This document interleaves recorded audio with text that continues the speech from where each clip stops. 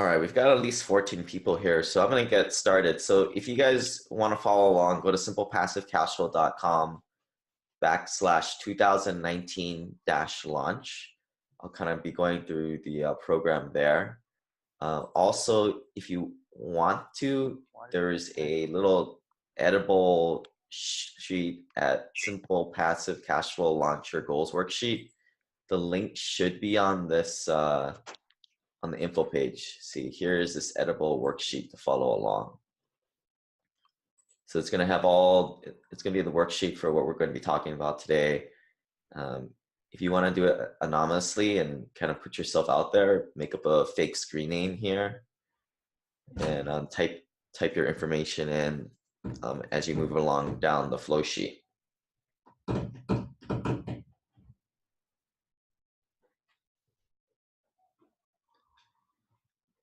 We should be able to go for, I'm going to try to get you guys out of here well before the hour. Some of the ground rules is play full out. Take a listen to some of the questions and really brainstorm your goals for 2019. And also I'm going to send out this as a recording. So if you missed something or you want to do it later, you want to do it with your spouse or your friends later, feel free to do so. Or also a big thing is like, kind of state you're in. If you're kind of sleepy right now, maybe it's not the best time to do it. Maybe in a better state might be better. So any questions before we get started? All right, I will, if you guys want, at the end, I'll assign accountability partners for those of you guys who'd like to join and participate. And remember, we're going to be heading down to Los Angeles in March, so check out those. I don't care. Why does it have to pop up every time? I'm able to access camera. I don't want it to access camera. You don't need to let me know. Because everyone's calling me now. I can't do anything. It's on your computer. All right, so here are some shallow things that I'm shooting for in the next 2 years. I realized that I would like the wind in my hair feeling, and I don't want to be riding my bike around because I already got hit by a car, and I feel like at some point something's going to hit me again. So I would want to get a convertible Porsche or a Stingray Corvette, and because I just realized that I don't know how to drive manual, but I realized that they make these things in automatic because these dang things shift so fast that the whole manual thing is just impractical to shift these cars these days. So that's kind of my little fun little goal. But we'll get to you guys right now. Try not to peek and go ahead. Get your pen and paper out, and or however you want to do it on your computer. And I'll kind of guide you through these brainstorming questions, and there'll be a little discussion at the end.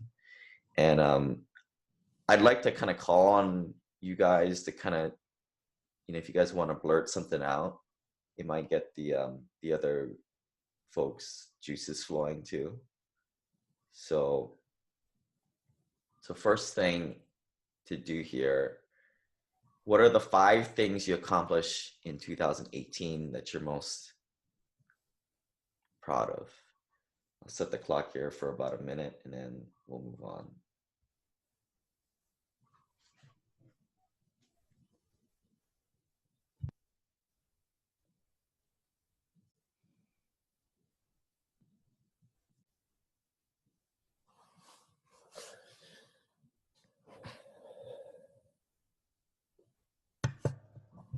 So these things can be physical, different ways you've kind of framed things in your head to kind of process things better. Maybe you got to accredited status. Maybe you got your first rental. Change the whole thing. It's on Bluetooth right now. Yeah, it's me on TV. Anybody want to mention a couple of theirs?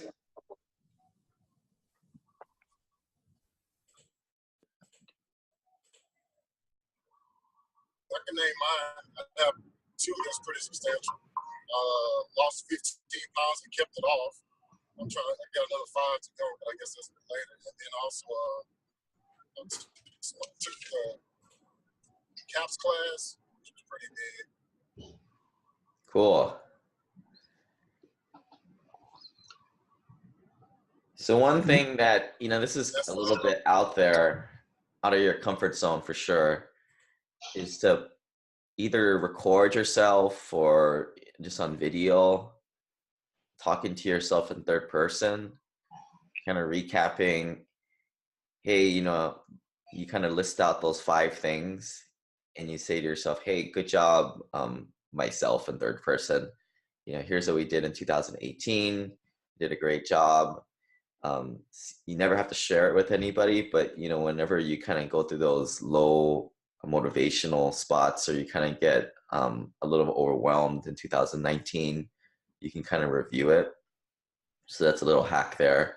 I know it sounds a little hokey, but hey, whatever it takes, I think. So now I want you guys to kind of get up out of your seat and move around a little bit. Because here's the thing, right? Like Tony Robbins does this a lot. He kind of says like your state isn't a big state. Like in the beginning here, somebody was screwing around their microphone. Great example.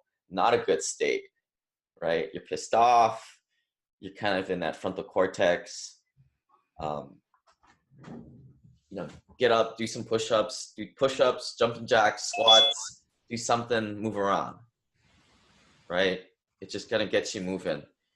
And if you guys know me, I don't like any hocus pocus stuff, but this stuff works. And I do it with what works. So move around, smile, even if you have to do a fake smile,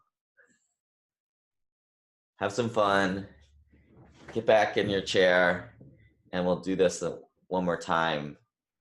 I'll put the time on the clock for another minute. Again, do 5 more things you accomplished in 2018.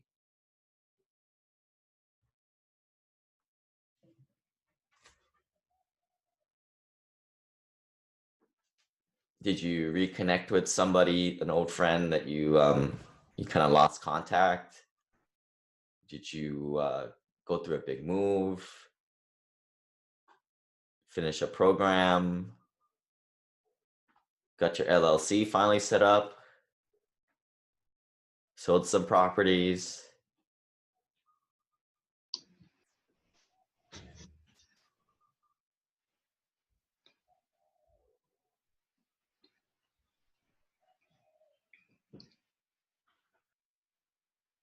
I have a few that I can share, Lane. Yeah, go ahead. So I passed my real estate agent's salesperson certificate, the license last year. I haven't applied for the license technically yet, but I'm planning to do that. I went from beginning of the year from 7 doors to 13, and then, you know, about to add 6 more, but that's happening this year. But end of last year, I was at 13. Job-wise, you know, I had a crazy project. It was very stressful, but was able to move on to a different project that I'm completely liking it. But you know, the biggest thing is that, you know, health-wise, you know, ran my first half, running now consistently, you know, 10, 12 miles for my long run. Relationship-wise, I think, you know, I'm doing a lot better, you know, paying a lot more attention to the spouse and the families. But still, you know, there's this big vacuum. I don't know whether this is enough. Well, I mean, here's the thing, right? Like it's always incremental changes. It's a long year, but I think that's the whole point why we're doing this, while we got up this morning to write this stuff down, is if you don't write it down and you don't kind of put it out there, you'll just kind of drift through the year. Great book recommendation. I think it's called Outwitting the Devil. It's written by the guy who wrote that awesome book that I'm blanking on the name, Think and Grow Rich. It was a hidden book, and the instructions were like not to read it till he died. So it just got released like a few years ago. So it's kind of wild, but he's kind of saying like he uses this term drifters a lot, and a lot of people just drift through life, and there's a lot of distractions that help this person drift. I think I know who you're talking about. I think I'm reading that book right now. Somebody, Napoleon Hill? Yeah, Napoleon Hill. All right, so moving on. So top 3 things you thought were impossible in those 5 to 10 things you accomplished.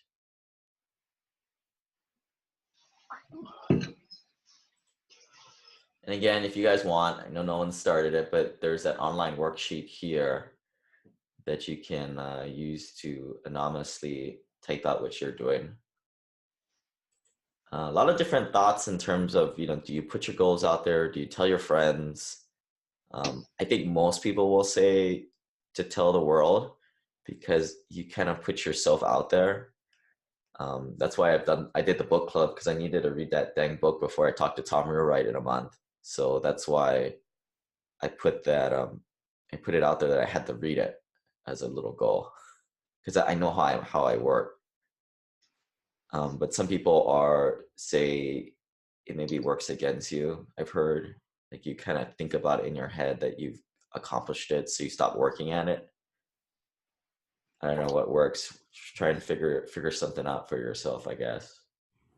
Is the link for the Google Sheet out there, Lane? Yeah, it's on the top of this sheet. It's Okay.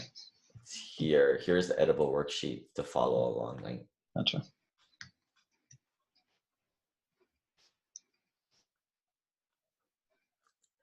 can anybody mention one of those 3 things that were impossible that you thought? Like, what was the barrier?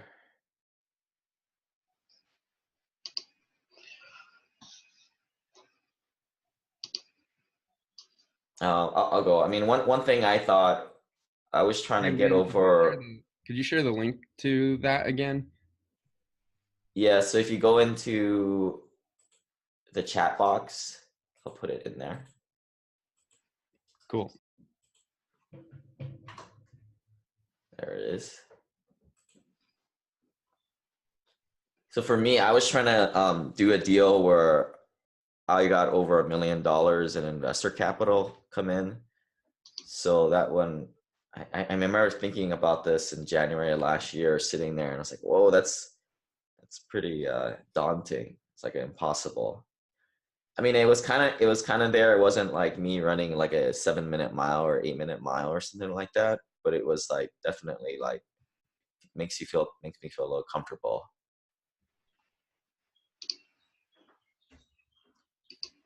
Next question here for you guys. What did you do to make those 3 things possible? So for me, I just kept talking to people on the phone, kept doing podcasts, kept doing the things that got up to me that level, and kept on looking for good deals, meeting a lot of operators.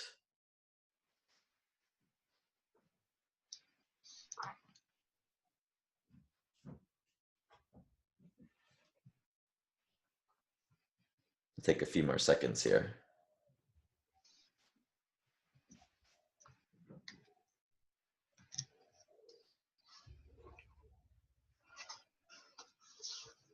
For me, the biggest challenge was when I was going through the real agent certification. It was like I think 8 weekends. And then I was also did not want to. I run on the weekends, my long runs, and then my classes were in the weekends, and I had a race coming up that I was prepping for. But staying true, though, I think Lane, you have talked about this before. That I mean, answer the simple question that why you want to do something like that. That why has to be right in front of you. Right. So we'll kind of move into the portion where we kind of start brainstorming our goals, and then we'll kind of circle back around to that why at the end here. So you're exactly right. So I always break down goals into 4 categories. If you like a metaphor or an image to think of, I think of it like a stool. Stool has 4 legs. And those legs are health, wealth, relationships, and personal or spiritual. There are other um, things people do out there that, there's the wheel, for example, is one that a lot of people like to use. I think that's just too complicated. There's too many things. I think 4 is simpler. I'm always trying to simplify things. So maybe write down those 4 categories: health, wealth, relationships, and personal. And the next couple minutes, try and brainstorm at least one for those 4 categories. What's next? This is it. And also try and, once you get at least 1 for each or 2 for each, then go wild and just start adding them all. This is kind of the brain dump in the beginning of the year of all the goals you have.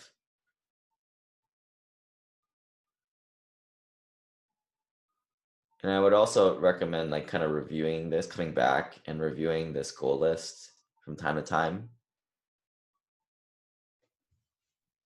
I mean, there's a lot of programs out there like the Miracle Morning that they say look at it every morning. I think that's a little excessive. Maybe about a month or every couple weeks or quarterly. Yeah, I've always kind of wondered whenever I see the various goal things, like some people are like plastering it everywhere where they can totally see it, but I'm not sure like if that's actually going towards the goal necessarily. I mean, I'm sure it like puts it in front of you more, but like, is that actually like making you more likely to get closer to that? I think, yeah, like you're saying, Yeah, I like mean, going more towards the like, it's because they're their like trying to create something new, right? That's like going to change things. But I think you're right there with like checking in on it monthly and just setting up the daily things to get to that goal is more important than like plastering it everywhere and I don't know, kind of doing this like, yeah, guru kind of thing. Yeah, the theory is that if you look at it, your subconscious will kind of make up solutions or think of new ideas or mini tasks to get there. Mm-hmm. But I mean, I don't know. I mean, my thought was like, if I have to go into this stupid little book 5-10 minutes a day, and I only have about 2 to 4 hours of actual work time, that's a huge part of getting stuff Exactly. done. Like, It's kind of like my approach to it. But I mean, yeah, whatever works for people. yeah. I'm gonna It's create a also like, countdown. it's like What? Oh, I Go ahead, couldn't hear. Troy.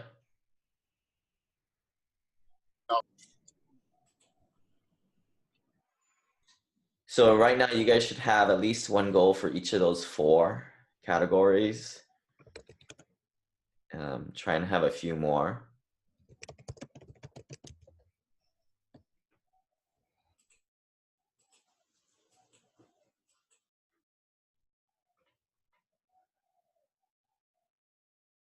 So we've all heard of this SMART goal, CHET, SMART, which stands for specific, measurable, attainable, realistic, timely.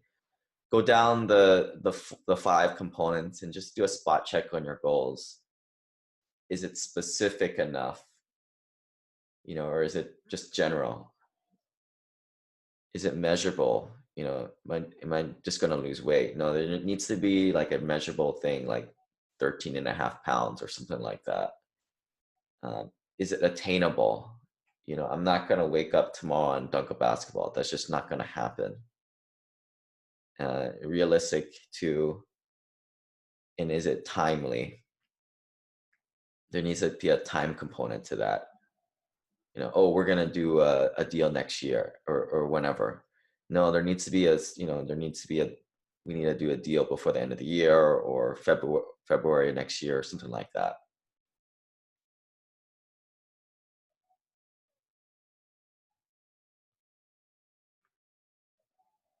So once you've done that, also kind of take a step back and think to yourself, on the last day of 2019, you'll be immensely satisfied when ... So this is like a exercise I do from time to time. I call it the I will be happy when ... And what you do is you kind of close your eyes, you kind of think of where you want to be living, who you want to be around, or how do you want to break up your day. I'm in this kind of mode where I go to work, I grind all day, and I do this podcast and I do this website thing, and I look for deals and analyze deals all the time, like all the way up to like midnight every day, and I do it again.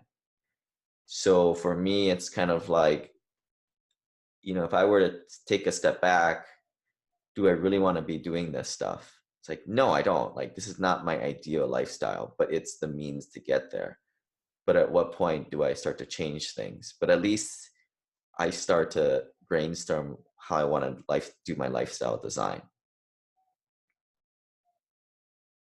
So you guys can be as detailed as you want, or as like broad. Like broad would be like, oh, I want to have 3 kids, 2 of them going into that private school, and living in this house that's half paid off. Simple. Or it can be as more of on a timeline. Like I wake up at 8 o'clock without an alarm. I do some reading. I then waltz into work at 10 o'clock. I'm the boss. Nobody gives me any trouble, or I'm a little minion. Nobody cares what I do. I can do what I want.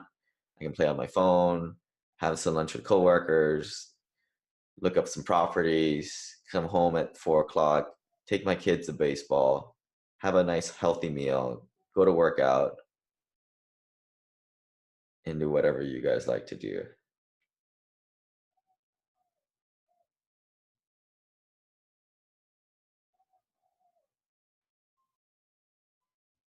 So I think that one exercise where you're trying to design your life, try and do that maybe at least every quarter. Just kind of think about it and tweak it along the way. Because I think what you'll notice is that thing will always be changing. You'll get that lifestyle, and then it'll just change to something else.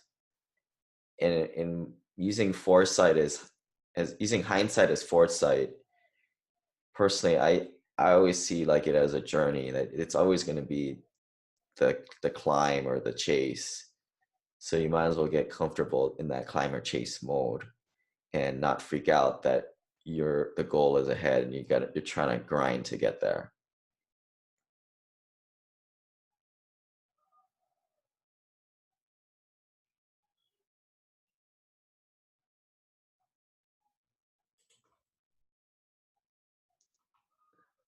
So going back to the goals, one of my goals for next year is to get down 155 pounds and raise $3 million into a fund. Those numbers both scare me. And it's attainable. Like I know I was like 155 pounds a couple years ago. So I know it's not like losing like 50 pounds or something like that. And the $3 million kind of scares me.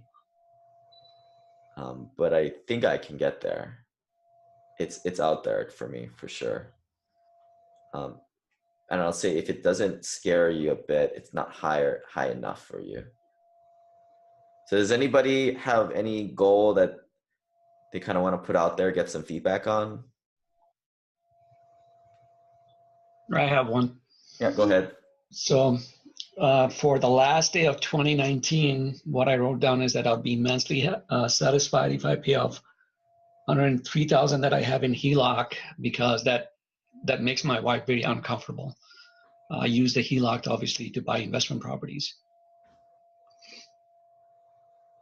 Okay. And it is achievable, as you said. It is scary, but it is achievable. Right, and it's specific. It's one facet of your financial health. It's not the whole thing. It's measurable. There's a number to it, and it's timely. You said, but by the end of the year. So good goal. Thank you. All right. And let's just take, the top 1 or 2 of your goals. You guys should have at least a dozen goals at this point, brainstorm down, that kind of will walk through this together. And if you guys like, you guys can do it on your own time too, but let's just focus on the top 1 or 2. So the next brainstorming question is, if you accomplish this, what will it give you? And this is kind of going back to, like we mentioned, like the why. If there's not a compelling why to do it, it'll just fall off the wagon. So in parentheses there, think of like the why, how, not really the why, but like how will things change? How will it make you feel?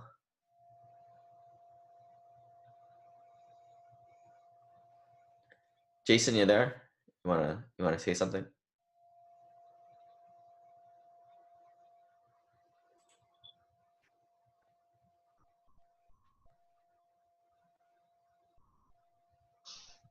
Anybody else want to kind of put theirs out there? Yeah, I'm looking to add. So I kind of just dove into real estate last year and did my first purchase like towards the end of the year, but kind of figured out ways to scale, and that's kind of like scaling is kind of my goal for 2019. And so yeah, I want to add 6 to 8 more doors to my portfolio by the end of the year. And why is it that number? Like, what will 6 to 8 doors do? Yeah, so mainly 2 or 3 would be easy enough to just do, kind of like a typical approach where I would just, buy it and then get it rented out and then refinance out of it, and that would be totally easy. Whereas like doing 6 to 8 would require getting creative with things, and in order to make that happen. So that's kind of why I went to that number, and it also is scary. No, so right what will even 3 get you? What will 6 get you? Like, what's, right now to me it just sounds like a number. And when things get tough in 2019, Mhm. now you're just shooting for numbers, right? There needs to be like a different why behind it. You know what I'm saying?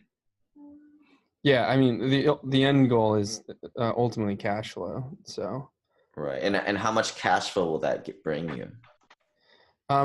right now I'm getting around like 500 to 1,000 on each one, but depending on when it's refinanced. So usually after refinance, I should get around 400 to 500 out of that. So yeah, a couple thousand.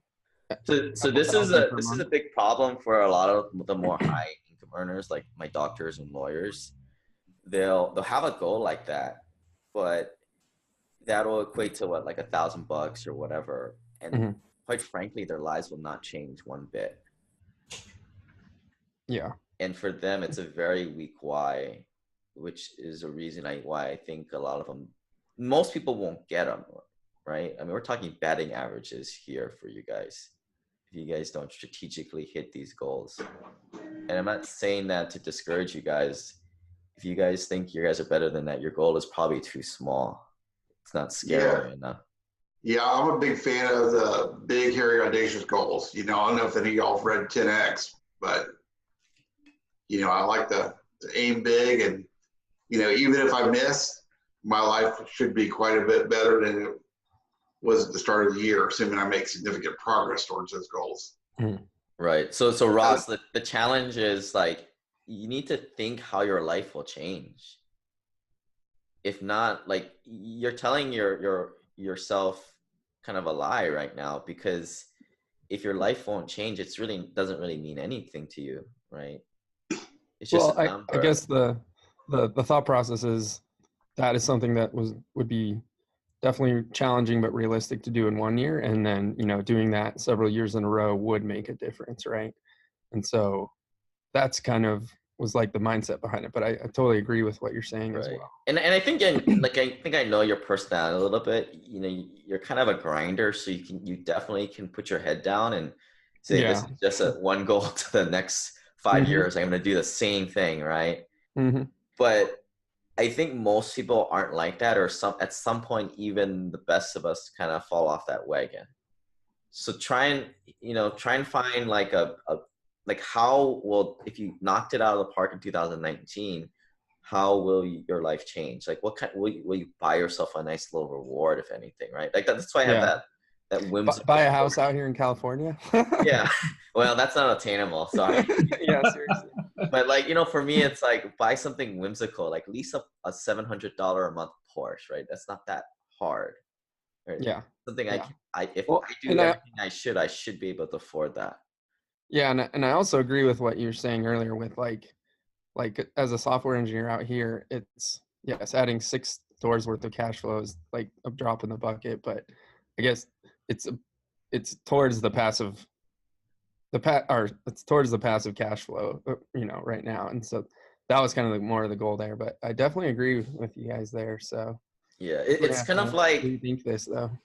for a lot of guys, like losing some weight might be a big thing, right? Like, why would you want to lose 30 pounds? It's like, well, I want to lose 30 pounds, right? This is kind of like, if I'm just putting up the mirror on you, like, I want to lose 30 pounds. Like, why do you want to lose 30 pounds? Well, then when you start peeling back the layers of the onion, which is hard, because a lot of us, we put up walls, right? We're adults. That's what we do. You get to hear that, oh, I actually want to like go and play baseball with my kid instead of like just sitting there on the sidelines because I'm too fat and I can't move around. Right. And that's a super good, compelling why. Why would you want to do something like that? Yeah, I guess the ultimate why is to have the freedom to do what I want. And that is the original why that comes from like incremental steps that I've been trying to set up towards that. Right. But maybe it's something like if you put a few $100s, like more cash flow into your budget this year, maybe you do something like you start ordering, to-go meals more or something. You start to save more time. So this kind of brings in the rewards component a little bit. Yeah, exactly. Cool. That's good stuff.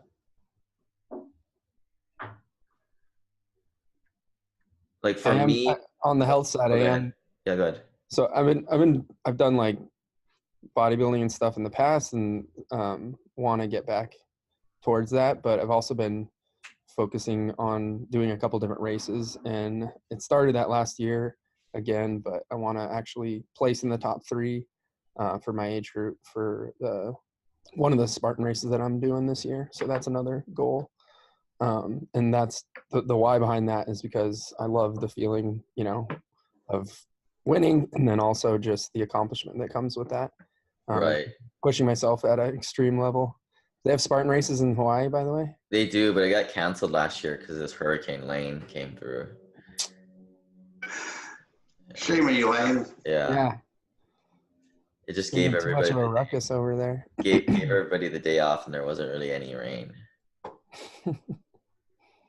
So for myself, I think I'm trying to just maintain a level of output and just focus on quality more on what I do. Because before I kind of just do everything and anything and everything. So that's something I want to personally do. And that will kind of make me chill out more, because that's what I'm kind of working on in 2019, especially with the market being where it's at. And I think here's where, like, you're saying, Ross, like your larger term goal, like the next thing for you guys to write down: in 10 years, I will be immensely satisfied when ... on that goal. Jot that one down. Yeah. So I actually have another question then on that. So, because I am thinking, like you said, kind of just like heads down, getting specific goals that are challenging, but will get me to a point down the road. So what would be the recommendation, like Chris and Lane, like to change the current goal? Is it, I'm just kind of for some guidance there, because is it just to like write down something that is higher and like would challenge me even more to hit, or was it more the like figuring out the why and then just building around that instead? I think the big why, but now here comes the hard part where you're trying to break it down and you're trying to like create shelves for yourself to get to. And there has to be whys to getting to those shelves. Like, I can just say for me personally, like getting to 2 rentals, getting to 5, getting to 10 rentals, getting to a first big deal. Those were all big milestones. And along the way, I kind of sort of built up different rewards along the way. Mhm. And that's what drove me to the next one, to the next one, to the next one. I don't know. Chris, you want to?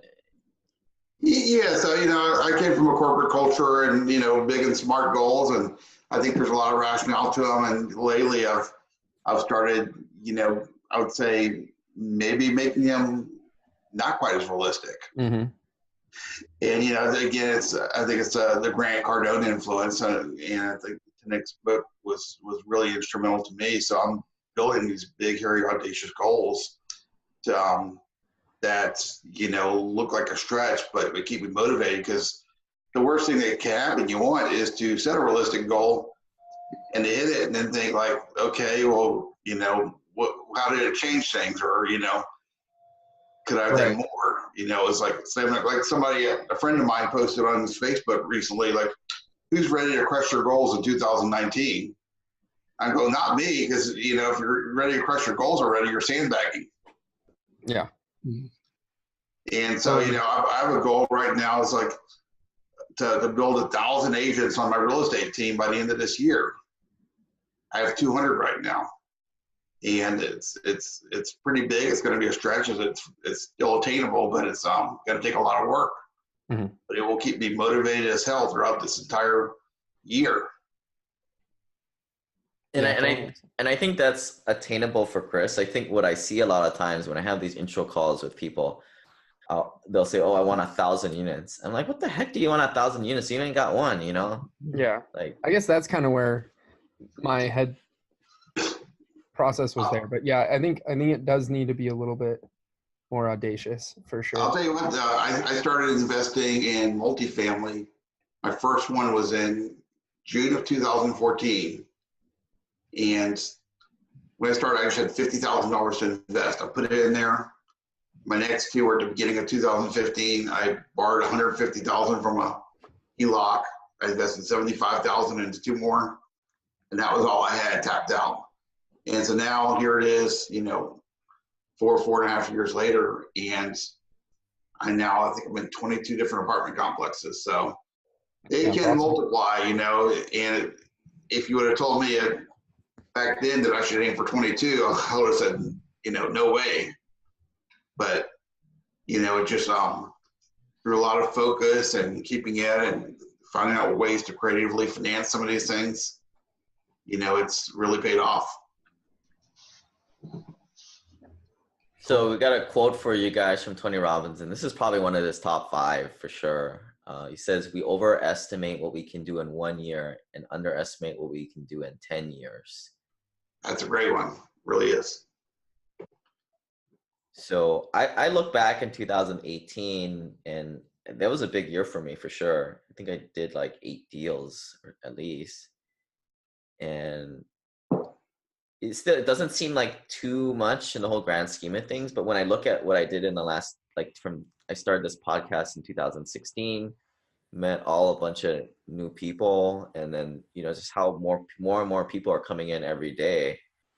I mean, it's just kind of absurd, and I can see how this 10-year thing can go. I think part of it is just kind of keep grinding, keep at it. Again, like, it's the get rich quick people, the people that they come in, they're a firecracker, and then they fizzle out. You see that all the time.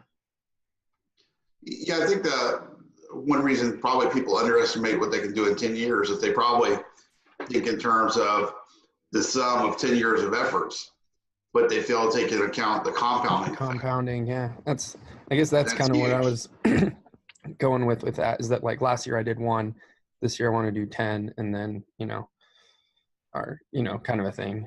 But right. And there's definitely like the feedback. It's good. This is the analogy is that, like, either the entrepreneur flywheel. It's like, you spin this wheel. It takes. Did you read? Beginning. What book is that from? That's from Good to Great or something like. Yeah, Good to Great. Yeah. The Hedgehog. Yeah. There's another one with like the space shuttle or the rocket, like it takes like half of its fuel just to get like a foot off the ground or something like that. Mm-hmm. But then it's like off for free fall, right? Like it's all water after Yeah, that. I love the math and number, man. We're the engineers, right? So. Yeah. I don't know if that's true, if it's half the fuel, but You know, I think it goes back to, I'm not sure whose physics law it is, but you know, objects in motion tend to stay in motion. You know, and just like even riding a bike, you know, the hardest part is getting it rolling. Once you get rolling, you know, it's much easier to sustain it. so I some find of that my myself is like, it's a fight for me having to stay in the groove because, you know, once I get in the roll, it just feels very good. It's self-energizing. But if I get distracted and get off my game, it's just so hard getting back in the groove again. Yeah. Elaine, if I can go back to one of the questions that you actually posted here, which is that if you accomplish it, what will it give you? Kept on thinking about this, so my biggest, as I'm writing down the goals, all of these are technicals, to me, it almost looks like ancillary. My largest goal for me is to actually improve on my soft skills, because at the end of the day, despite of everything else, things are moving along just fine. I have a partnership, it's called Roads to 30. Our goal is to get 30 doors. We didn't put down any time frame, but so creating some accountability so that we can get there. At the end of the day, that's what, I think maybe you were trying to allude to it. I'm trying to work on those bigger things, the softer skills, say, for example, be able to breathe, be able to step back and say, I'm doing this because it's going to get me to a state of nirvana. What is the nirvana looks like? So that's what I'm going to try to work on, that, I need to resolve some of those questions, because the rest of the things, say, for example, staying in good health, or say, for example, meeting financial goals, do the best I can. Those things are still, I think, Chris, you were just saying that those things are, just chugging along there, and they probably could be expedited. But I'm trying to resolve that question, though, what you put down there. I think that should, and that should actually drive the rest of the goals, the technical goals. right. And I think I'll take the time to mention, like, I think this group is definitely more of the financial folks, and we had a lot of success, and that's why success sort of leads you to more success, and it also makes you whether it's right or not, focus on more of the wealth and buildings outside. And I encourage you to take a good look at yourself and think about the things that you're not doing as well at. Like for me, it's probably health and personal. I mean, last year, health was always, I always did paleo and CrossFit and stuff like that. But I noticed myself not going to the gym an extra couple days out of the week because I just needed to get home and get stuff done. So, it's just the typical example of this is the bro who goes to the gym like every single day. And you ask him what his goals are. It's more, I want to go and bench 225 10 times. It's like, you're totally neglecting the other side of your life. So totally imbalanced. And in a way, I think I'm going to call everybody out here. We're all kind of like this. We get really heavy weighted on this wealth and business, and we lose track of the other ones. My spouse says that all the time. Yeah, I can tell you, when you don't have your health, wealth doesn't really matter too much. Right. And we're all kind of wired up to get success and feel good about ourselves, which is why we kind of focus in on this wealth category. But, it's a lot of like the relationships, soft skills, and other stuff that's that's out of our wheelhouse. So I encourage you to pick something outside of the wealth category. Yeah, Lane, this is Matt in San Francisco. Hey, I'm the same way. I'm wired for work and making money and all that stuff's like, I'm just a guy, I wake up thinking about money, want to get out there and kick some butt. But on the spending time off, self-care, like all that stuff is kind of a secondary thing. And I'm looking at my goals, and they're all the wealth stuff you probably laugh at because it's not a big stretch. But the other stuff's like wake up early, one yoga class a day, which is pretty pretty low numbers here in the Bay Area.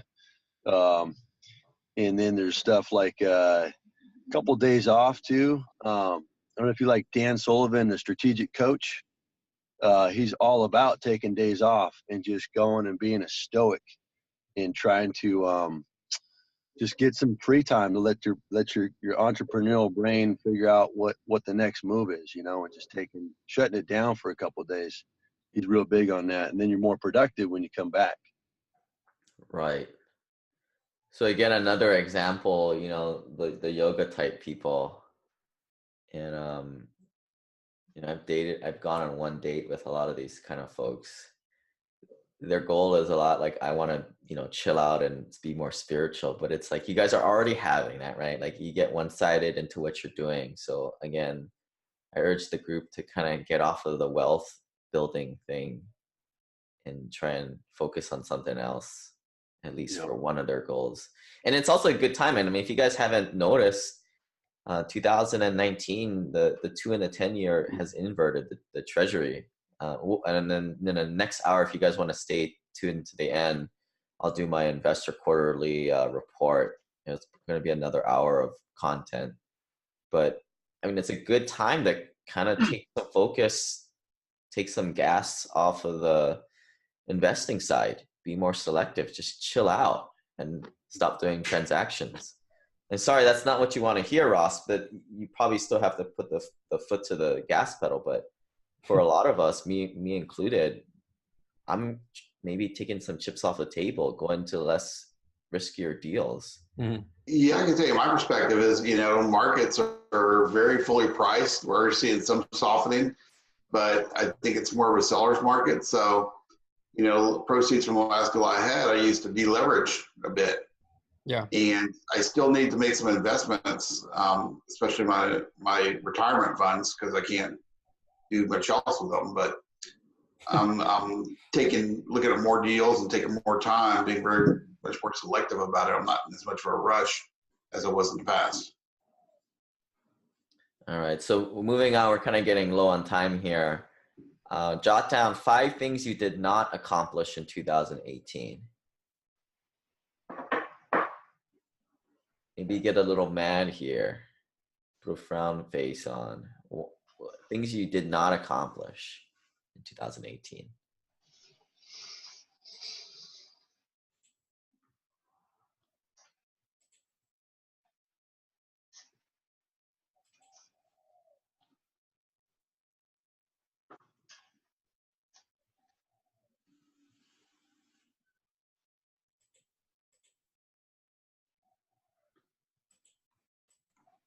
For me, it was, I didn't complete my weight goals. I went the opposite direction. I did not find a new hobby. And I did not operate in a less frantic mode. And here's one of my stories from last year. I bought like one of those DJI drones from Costco. It was like $1,000 back in November of 2016 or 17. It's still in the box somewhere around here. I didn't even play with the dang thing. Hey Lane, have you seen any videos of me with my one wheel? Yeah, I saw that. I got an electric scooter and an electric bike now. So that was one thing I did use. Yeah, you can check out that. I used to work at a startup that built those. What's that? I used to work at one of the startups that built those electric things. Oh, cool. It makes me feel like a kid again. Yeah, right now I'm working at a autonomous drone company, so I get to have fun at work. So that's a fun thing. So once you've got those 5 things you did not accomplish, go down this list of like, why not? Just check it off. Like, why didn't you accomplish it? So the first thing here is, did you just disconnect? Was your head down grinding and then you just lost sight of the why? Was the why not compelling enough? Number 2, did your goals change? Was there a surrogate to accomplish the same why? Like, for example, you wanted to get 8 units, but then you just went into a deal with 50 grand that pretty much accomplishes the same why. Number 3 here, did you use the wrong strategy? Was it just a tactical thing that you could have caught back in January 2018, which is where we are in this step, what we're doing today. Number 4, did you lack the knowledge, resources, or people? It was an educational thing. And as you reflect on today, this year's goals, make sure you have the knowledge, resources, and people around you to do what you want to do. Number 5, did you just plain take the easy route? And then number 6 here, this is what I call the crabs in a bucket analogy. You know, were the people around you not really conducive to what you wanted to do? I mean, I hear this all the time. Like people, they want to buy out of state properties, and their friends, they tell their friends, and you just hear a bunch of crickets. And then one guy chimes in on how the stock market stuff is doing so well. And again, this is 2018, but you know, a lot of time, yeah, like the analogy is like you've got this bucket of crabs. When one crab wants to climb out of the bucket, the other crabs kind of pull them back in. And it's not a good environment because we are the 5 people that we hang out with most. And a lot of it, you know, you got friends that you're good friends with, but they may or may not be in the headspace that you're looking to be. For example, they may not be interested in investing, or they may not, you go out to eat, they may not be into eating salads. So take a look at your goals through those 6 lenses, and then try and mitigate those barriers. So again, break down the goal in 4 chunks. You know, try and break down that one goal. We have one goal that we selected, break it down into chunks. Example here would be, you know, complete routine of activity 3 or 5 days a week. So this one applies to like my gym, going to my gym goal. You know, I don't think I only went like 1 or 2 days a week. Put in processes in place to reevaluate. So I literally put it into my calendar that I'm going to recheck in on this specific goal on March 1st. And I think if you're not doing that, or you're not writing this down, this will not happen. So that's your reminder to go write it down right now, or put it in your calendar. Or if you're super smart, use followupthen.com and write yourself a 3-month at followupthen.com that you need to revisit this.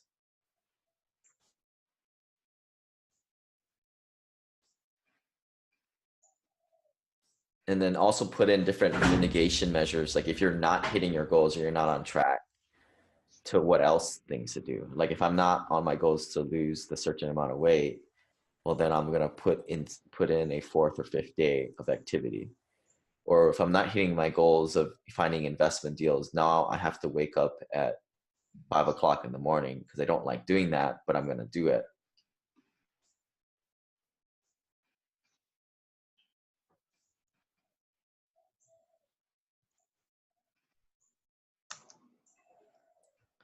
Someone asked, like, what are some of my financial goals?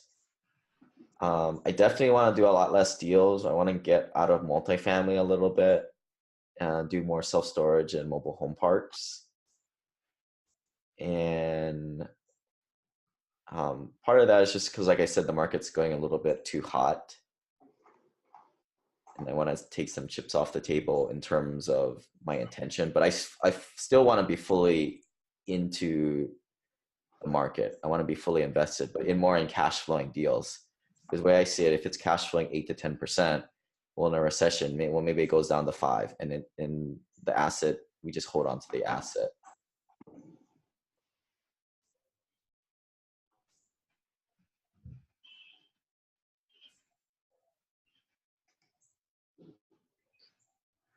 Another hack that you can instill is this 3 people hack. Find one person above you. This is like a mentor, someone at your level that you can kind of play as your accountability partner, and someone below you that you mentor in this. Because sometimes people are wired to, if they think somebody is watching them, then this gets them on track. It's kind of a weird motivational way of motivating yourself. Make sure your environment is set up. You know, if it's a health related goal, get rid of all the chips and cookies around the house. If it's a productivity thing, set your office up. Any ideas there on setting up your environment for your guys' specific goals? Maybe just mention your goal and then something you're gonna try and change in your environment. Anybody? Hey, Lance, Matt, I'm trying to work out more. Oh, cool. Yeah, me too. I just bought like this Rogue squat stand. I don't have any weights yet, but I bought it, so it's cool. Yeah, I got a exercise bike that I bought this time last year, sitting in my my kitchen. Is that the Pendleton one? Just a spinning bike, you know, just a stationary bicycle.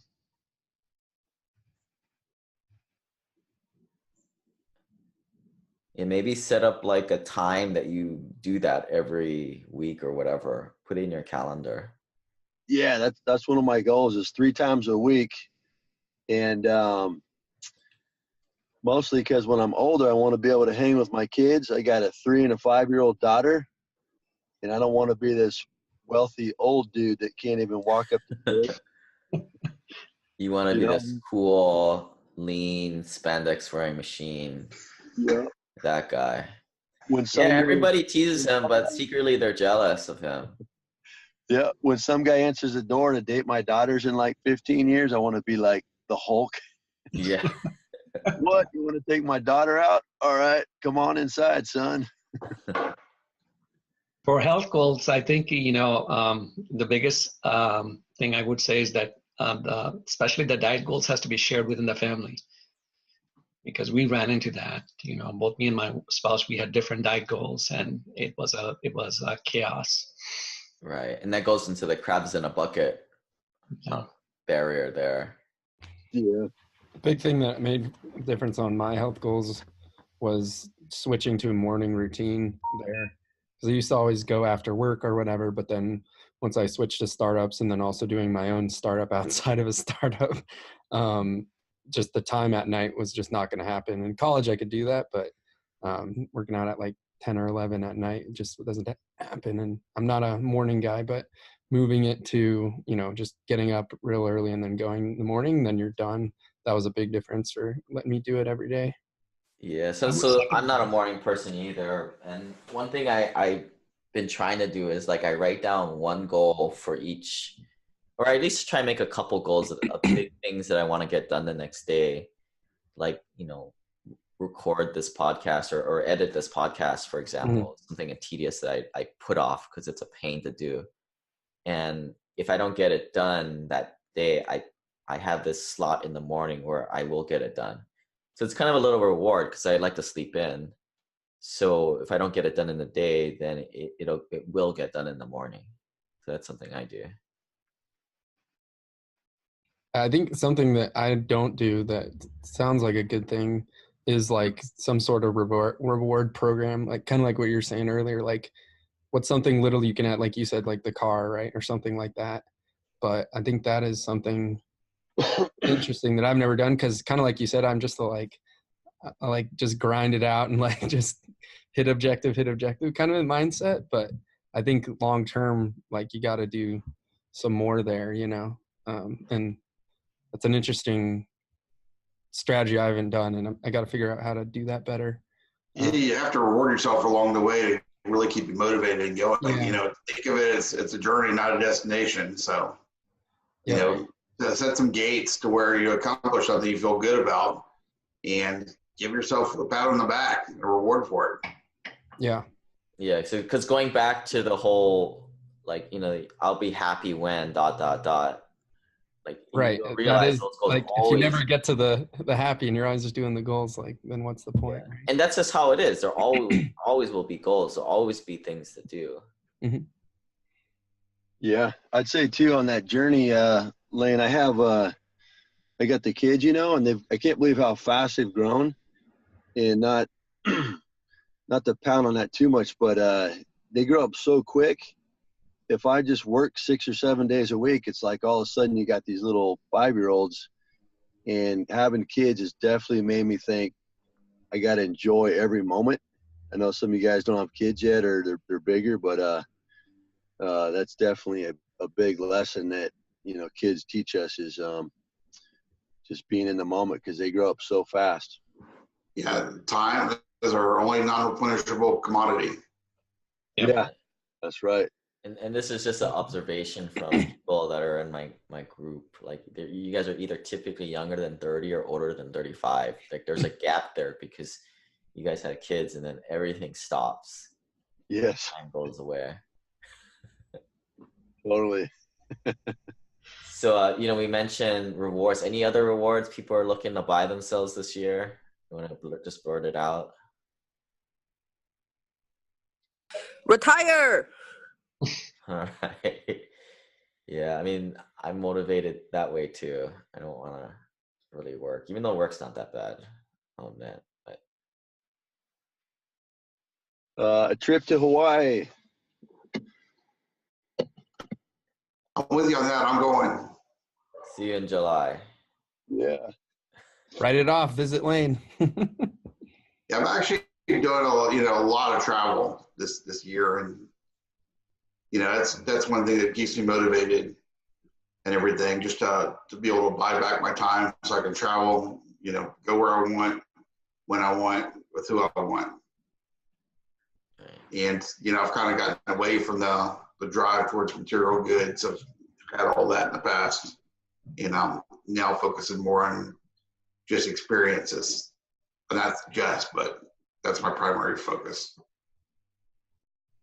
So a little discussion we skipped over the 4 tendencies.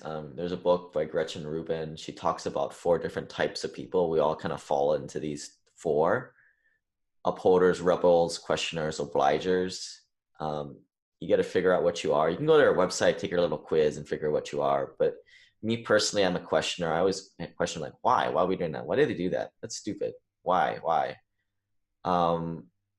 People I kind of get annoyed by are upholders. These people, if it's like 1 o'clock in the morning, no one's around, they'll stop at the stoplight, or they stop at the stop sign, look both ways and go. Or these are the people that bog down in process, the title companies, they want everything the right way. The rebels are like people that are always doing the opposite of what people want them to do just because.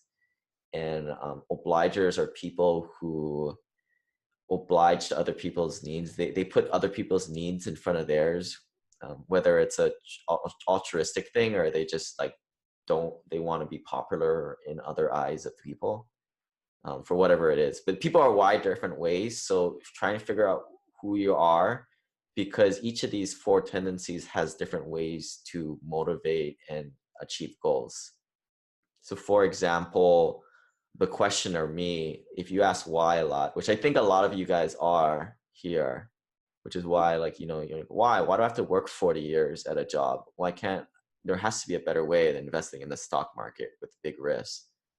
The way you structure things is you figure out the why you're doing something, and then you truly intellectually understand it. If you're an upholder that kind of follows the rules, well, then you need to make rules around what you're doing and make it. And then the rebel, I think a lot of people's kids are like rebels. They may think you tell them one thing, they can do the completely opposite. So the way of dealing with those types of people is like, all right, cool. You want to go do that? These are the consequences. Go and live with it. Right? Like this is, if you're a rebel and you're trying to build yourself an exercise plan, it's like, all right, Matt, you can go ride your bike whenever you want. But at the end of the day, you're not going to be able to do what you wanted to do. Right? Because if Matt was a rebel and we put him into a little box, he would just rebel over the whole thing and he wouldn't ride his bike.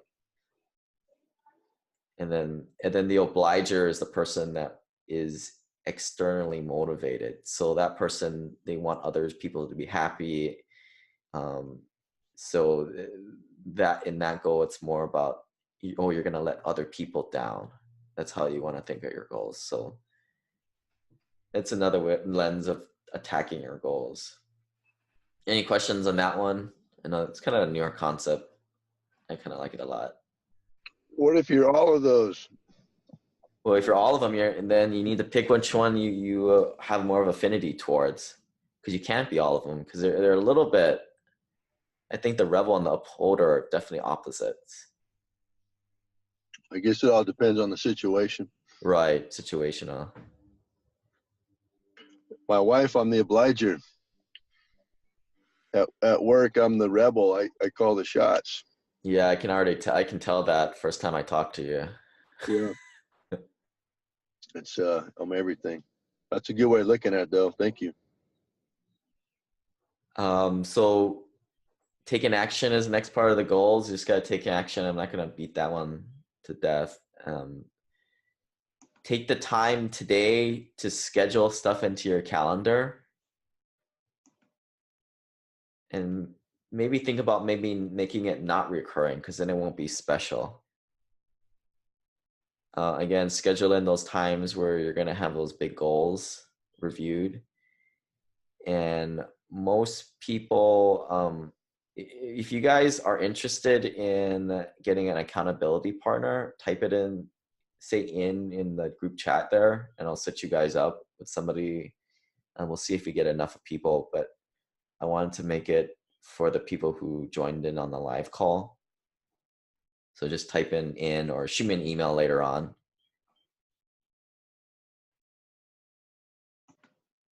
And we just had enough time here to go over one goal, but I have I would suggest taking this framework and applying it to all your goals on your own time. We don't have enough time today to do that. And if you guys like this, I'm doing the group coaching here in the next couple months. We'll get this started up. It'll be bi-weekly calls to kind of keep everybody accountable, so you guys can get more information. There's the survey link if you're interested, if you want to jump into the beta. It'll be a little bit cheaper than when it really goes out mid next year. Things I'm working on, if you guys are still interested in the 101 unit in Gulfport, Mississippi, closes in a couple weeks. So that one's still open if you're interested in that. I'm always looking for more deals. And let's kind of connect in the future. I'm going to be on an online summit January 17th to the 19th. You guys can click the link there. There's various discount codes. On February 16th, I'll be in Honolulu, Hawaii at a conference. You guys can come on over for that. It's pretty cheap. March 1st to 2nd, I'll be in Scottsdale, Arizona for a multifamily conference. Definitely get to hang out at that thing. And then the March 14th to the 17th is the Tony Robbins thing. I think 25 of us have already signed up from our group. So there'll definitely be a lot of people there. I'll have a little 3-bedroom penthouse that we'll have a couple meetings at. We'll try and get everybody together there. And current investors come and hang out with me in Hawaii. Non-investors, we can still hang out, but it's going to cost you a little bit. I can't hang out with everybody. Anything else? Any other questions from the group before we say goodbye? All right, I'm going to take like a 5-minute break here, and I'm going to do the Journey to Simple Passive Cash Flow Investor Quarterly update. It's going to be another hour of stuff. So if you guys don't want to do that, you guys can drop off. If you guys just want to hang out, walk around the house, do some chores, put it on the headset, and you guys. I got to run, Lane, but is this going to be available to rewatch or something at some point? It will. Okay, cool. Thanks, guys. Thanks for all the tips and motivation too. Like, hoping to connect a bit more with you guys in this new year. All right. Yeah, I've got to run it as well, but thanks everyone. Good call. Okay. So I will see you guys in about 5 minutes. We'll take a break. And if you guys are still here, you guys can ask also questions about where the economy is going, what I'm doing personally too, and answer your questions too as we go throughout this investor quarterly. All right, we'll see you guys in 8 or 10:20 Pacific time, 5 minutes from now.